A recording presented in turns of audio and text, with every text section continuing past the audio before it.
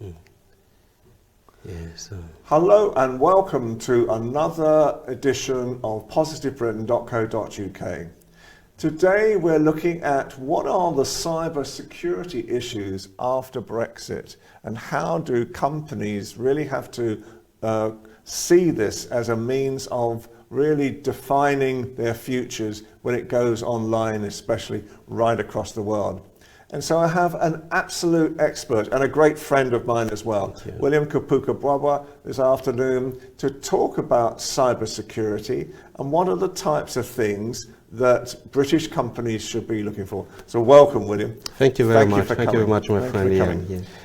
So basically, when what are the types of issues that you're saying to commercial institutions, to businesses now? What are the types of things they've got to be looking for?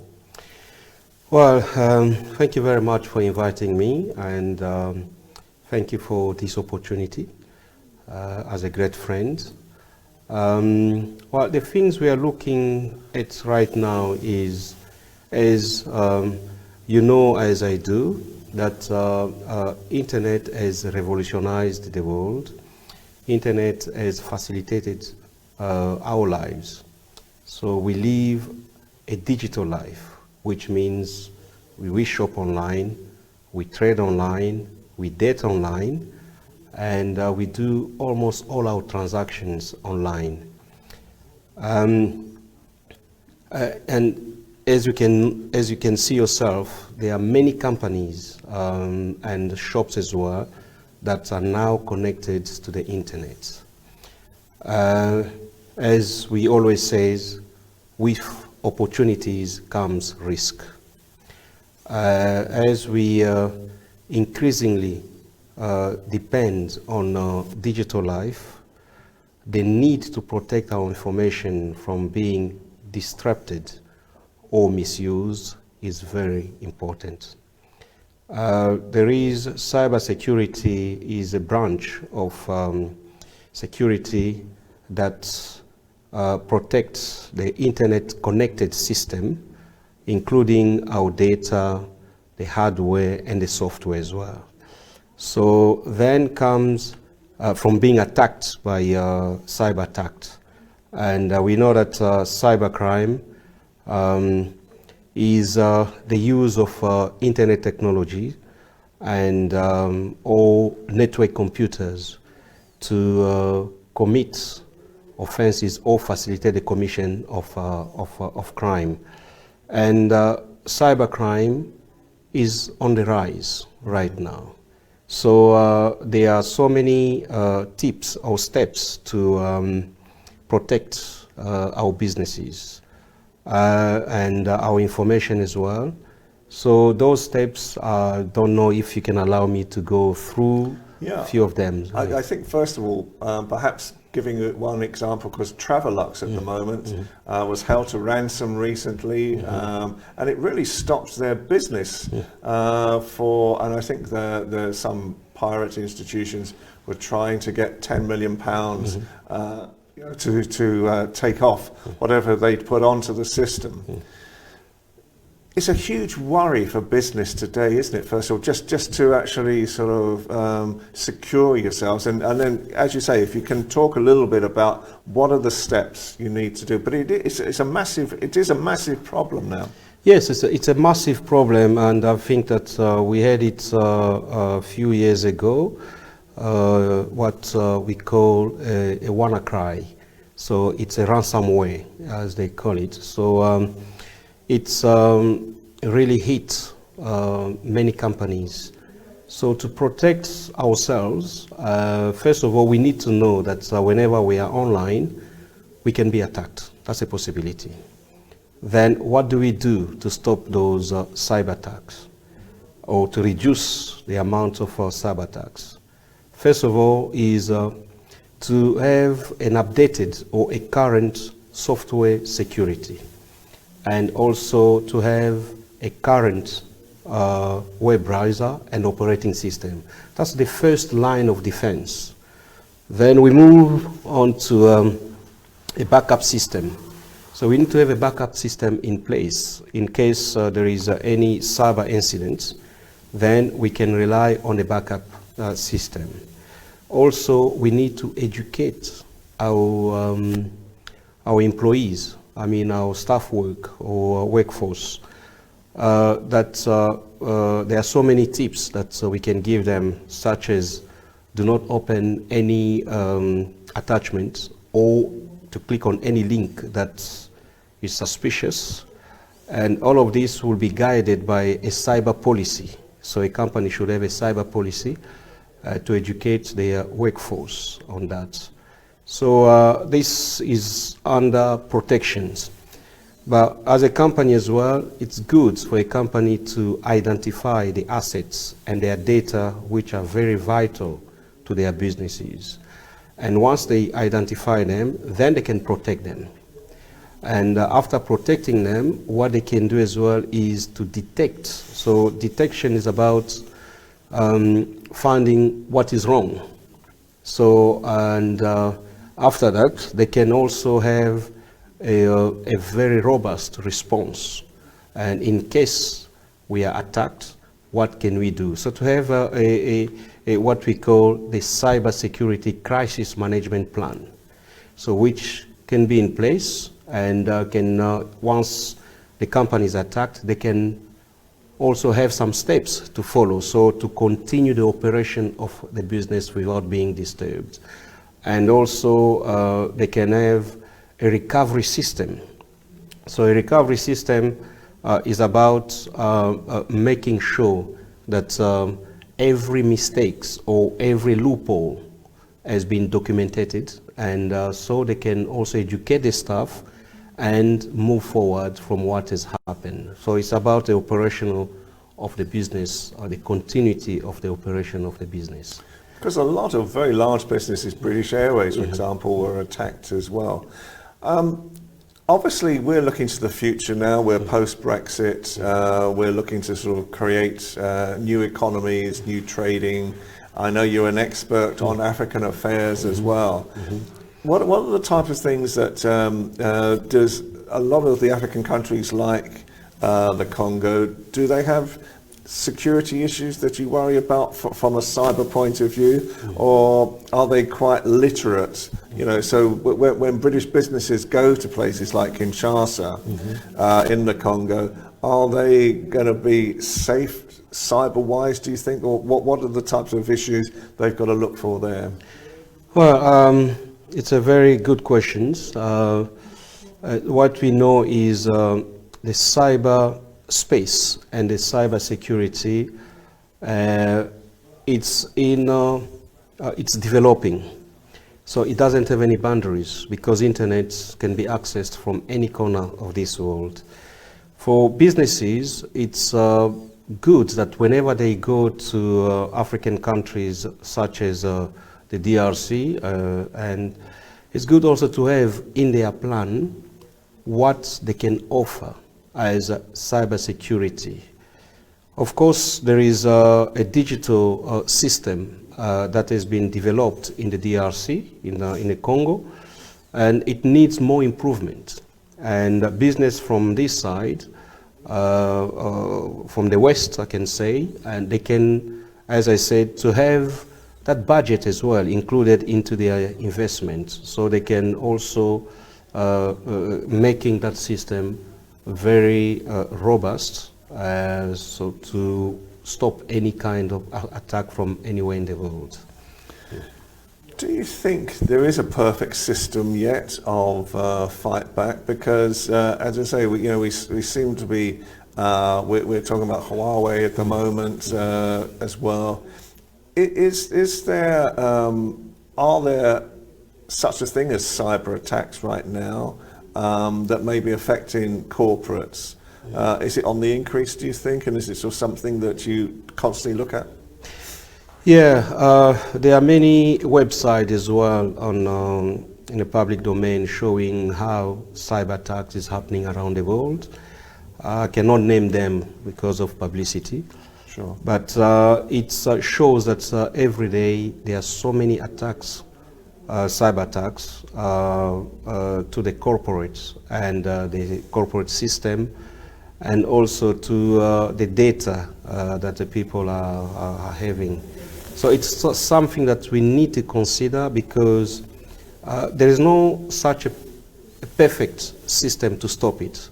So what we are looking at is to reduce the risk, or if need be, to remove the risk, so the business can continue operating without being disrupted. So, in your opinion, what type of budget should be the percentage of spend for the average corporate these days? Is there a percentage? Well, in terms of percentage, I can say that business should bear in mind that a budget for cybersecurity is very important. And they also have to consider it, that it may happen anytime. It's where the problem is, because many companies are very, can say, skeptical of having that kind of a budget.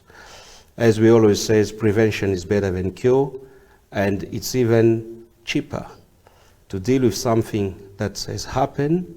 You're going to pour so many resources in that, then sometimes it will have an impact on your business.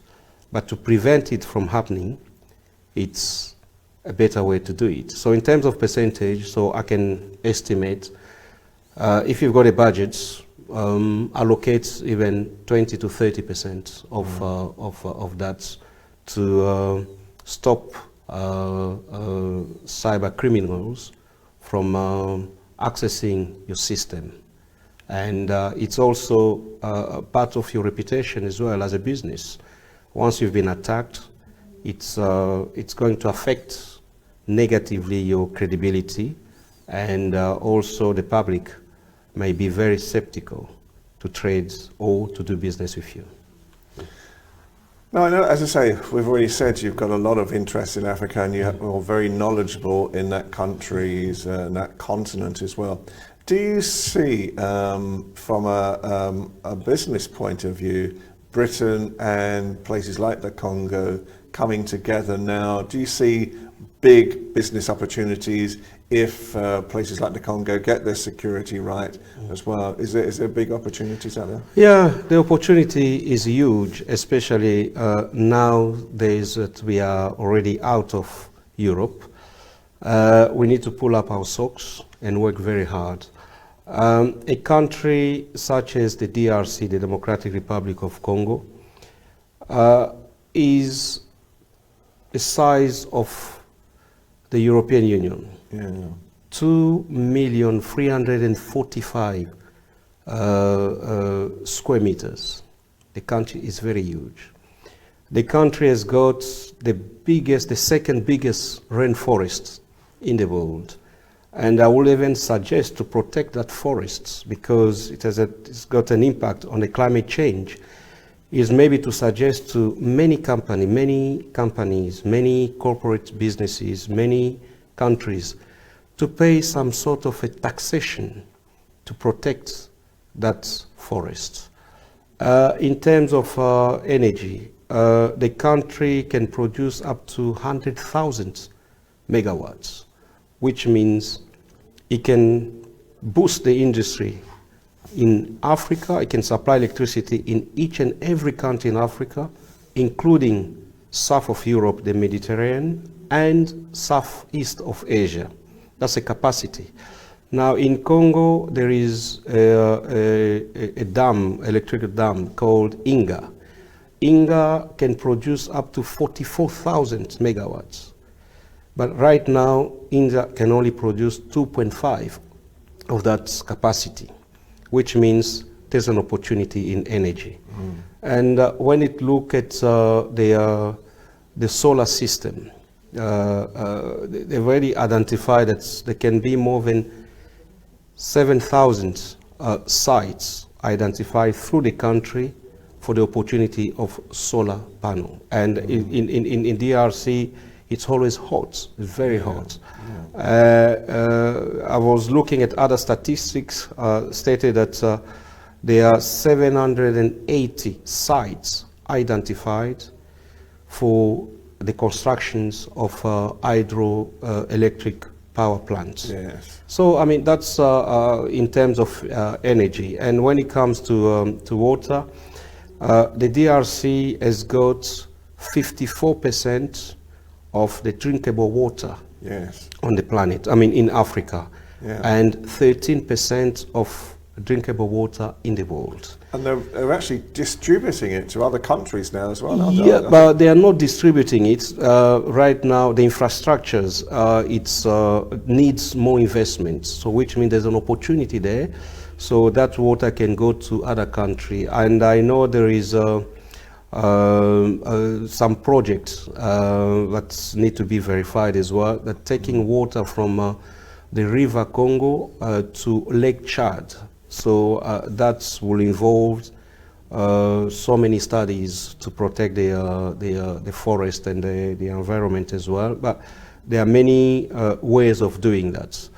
So that's opportunity. And when it comes to agriculture, we are not talking about mineral first. When it comes to agriculture, it has been identified that the DRC, the Democratic Republic of Congo, has got 80 million arable land. Gosh. 80 million arable land. So, which means the country can feed up to 2 billion people on this planet if that is well managed. Yeah. So there is an opportunity there as well. For we depend a lot on agriculture around the world, and there is an opportunity, a huge opportunity for agriculture to feed the world, and this will even reduce the food shortages around the world, and also fight famine around the world as well. So there's that opportunity. And when you look now at infrastructures, Congo is a field. It needs roads, it needs railways, it needs airports. So there is a huge, huge opportunity that the UK can get in and deliver the services are needed, and the infrastructures are needed. What we are talking it's about other resources than minerals. And when it comes to minerals, before even we move to the minerals, in agriculture, when you visit me in my compound, and I give you a fruit, and I will ask you to take the seed, because if you throw the seed on the ground, it will grow, another tree will grow. So that's just to show you how fertile is the soil in the DRC. And when it comes to minerals, I know that here in the UK, we are the best when it comes to services. And the mining sectors need a lot of services in terms of regulations, in terms of bringing the standard up to the international standard, in terms of looking after the workforce as well, and also fights against child labor, and also the work right as well. So there are huge potential in the DRC, and the UK, I believe in my own right that UK has got the biggest opportunity to exploit that. Okay.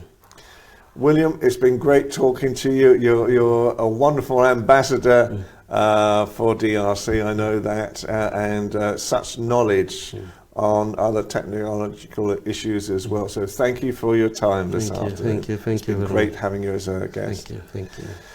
So from me, Ian Pelham Turner on positivebritain.co.uk, and in association with ALB UK Television, I wish you another great afternoon. Thank you for watching, and I hope this type of information will really inspire people to look right across the world, and especially into places like the Congo, to actually invest for the future.